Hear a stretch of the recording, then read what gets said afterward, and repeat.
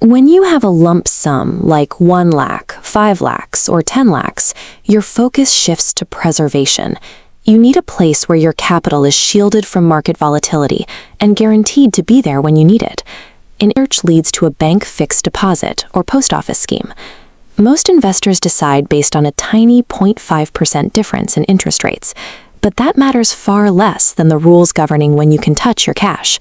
The real choice is between the frictionless digital convenience of a modern bank and the rigid absolute security of a government-backed scheme. Warning tone. Chasing the highest possible return without reviewing the withdrawal rules can leave your money locked away during a genuine medical or family emergency. To find the right fit, we have to evaluate 4 specific pillars: security, liquidity, returns, and taxes. The best investment is simply the one that aligns with your specific timeline and your immediate need for cash. Liquidity determines how quickly you can convert your investment back into spendable cash when life throws a curveball. Bank FDs prioritize this speed. You can open, track, and break these deposits entirely through a mobile app, often receiving the funds in your savings account within seconds. Banks charge for this convenience. If you break an FD before the maturity date, the bank typically deducts a 1% penalty from the interest you've earned so far.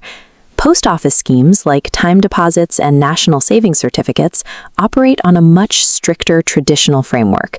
This timeline shows the reality of a 5-year lock-in. Attempting to withdraw money at the 2-year mark often results in a hard no.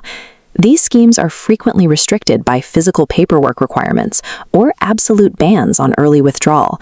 While this structure enforces financial discipline for long-term goals, it creates a significant barrier if you haven't set aside a separate emergency fund.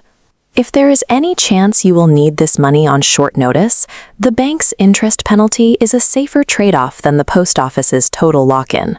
Both options offer high levels of safety, but they rely on different institutional guarantees. Bank FD safety is managed through deposit insurance, which covers your funds only up to a fixed government-mandated limit per bank. Post office schemes, however, are backed by a sovereign guarantee. This matrix clarifies the difference. Central government backing means post office deposit protection has no upper limit. Row 2 tracks returns. Bank rates shift constantly with market liquidity. In contrast, post office rates are fixed every quarter, providing a predictable schedule. For conservative investors, especially those managing life savings, this absolute government backing provides significant peace of mind. When capital preservation is the absolute priority for a large sum, the limitless sovereign guarantee of the post office outweighs the digital features of a bank. Many investors, particularly retirees, choose to use their lump sums to generate a regular monthly salary through interest payouts. The Post Office Monthly Income Scheme, or MIS, is a tool designed specifically for this purpose. This diagram shows the MIS mechanic. Your principal stays locked and does not compound. Instead, it generates a fixed interest payment that drops into your wallet every month, like a paycheck. Standard bank FDs offer a different path.